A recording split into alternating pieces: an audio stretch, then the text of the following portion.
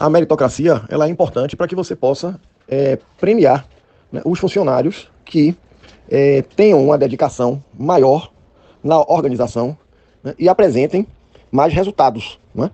Você faz com que essa pessoa ela seja, digamos assim, premiada. Mas o que é que acontece? É importante você analisar a individualidade dos funcionários, porque muitas vezes as pessoas que estão trabalhando dentro de uma organização, e elas são diferentes, elas têm, apesar da empresa poder dar a mesma condição de crescimento dentro da organização, mas essas pessoas têm realidades fora da empresa diferentes, né? E quando você tem essa realidade diferente fora da organização, isso interfere no seu desempenho, né, no seu trabalho, né? A meritocracia ela é fundamental. O que é que você tem que fazer? E aí vem a resposta às próximas perguntas. Você precisa fazer um trabalho individualizado também, para que você possa, digamos assim, equilibrar essa diferença que vem do mundo externo para dentro da organização, entendeu? Sendo mais justo com todos os funcionários. A segunda pergunta, ela tem uma amarração com o que eu respondi na primeira, né? Os desiguais, as pessoas elas não são iguais. Então, por mais que a empresa dê a condição, né, e procure ser justa, permitindo que todo mundo tenha a mesma possibilidade de competir dentro da atividade e premie aqueles que apresentaram o melhor resultado. Para que você possa ser justo, você precisa tratar essa desigualdade que muitas vezes vem do mundo externo, fora da empresa, né? Então você tem que ter o quê? Os líderes das células dentro da organização precisam conhecer os seus funcionários e tentar fazer com que eles tenham, digamos assim, oferecer para eles não só um ambiente, mas tentar ajudar a resolver as diferenças externas para que eles tenham a mesma condição de competir. Você entendeu? Então, vou lhe dar um exemplo. Você tem duas pessoas estudando numa mesma universidade, mas você tem uma pessoa que veio de uma classe média alta, uma pessoa que está bem alimentada, uma pessoa que tem um ambiente com iluminação, com conforto em casa para ela poder estudar, né? Uma pessoa que não precisa trabalhar e estudar. Como é que ela vai competir com alguém menos favorecido, digamos assim, que não tem alimentação adequada, que não tem uma moradia adequada? Estou dando um exemplo de estudante universitário, mas isso também pode se aplicar a uma organização. É claro que isso não é fácil, isso vai ter um custo para a organização, porque os gestores vão ter que olhar para seus funcionários e tentar reduzir essa desigualdade, digamos assim, né, externa, tentando ser o mais justo possível, e aí sim, permitindo que haja uma competição mais verdadeira entre eles, entendeu? A competição não vai deixar de existir nunca, e a meritocracia também ela tem que acontecer dentro da organização, porque você vai ter que premiar aqueles que se dedicam mais, aqueles que estão mais empenhados, aqueles que estudam mais, né? Mas você precisa resolver a questão das diferenças individuais.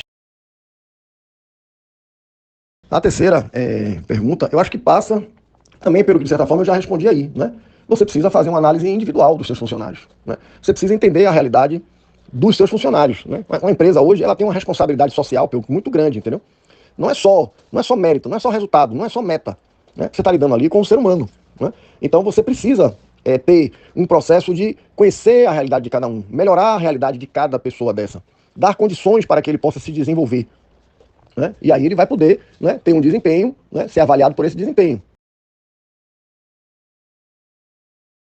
A quarta questão ela passa por todo um processo de capacitação dos funcionários, de você entender a individualidade de cada funcionário desse, de você dar ferramentas, não só do ponto de vista do negócio da empresa, mas ferramentas para que cada um possa se desenvolver, né? Você gerar capacitação, né, de assuntos que muitas vezes não estão diretamente ligados ao negócio, mas que vão ajudar na atividade empresarial, entendeu? É você olhar a individualidade das pessoas, né? Ao invés de você ser uma lata de sardinha com todo mundo igual, né? É você procurar, né, ajudar, né, entre aspas. Mas a empresa está aqui para ajudar as pessoas. Sim, ela tem uma responsabilidade, né? É obviamente que a empresa ela tem que pensar no resultado dela final, ela tem que pensar, né, no acionista, né? Ela tem que gerar valor, agregar valor, mas ela precisa entender que ela tem uma necessidade também de fazer com que os funcionários se sintam, né, valorizados, né, se sintam parte daquela atividade, se sintam parte daquele negócio. Então você tem toda a questão da meritocracia, você tem toda a questão das metas, mas você precisa olhar cada pessoa como um indivíduo, pessoas que têm as suas necessidades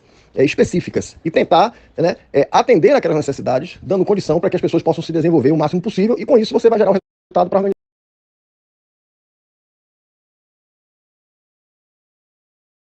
Os sinais aí, ó, do burnout: fadiga, desatenção, irritabilidade, ansiedade, baixa estima, sensação de fracasso, sensação de impotência, uma crescente aí, isolamento social.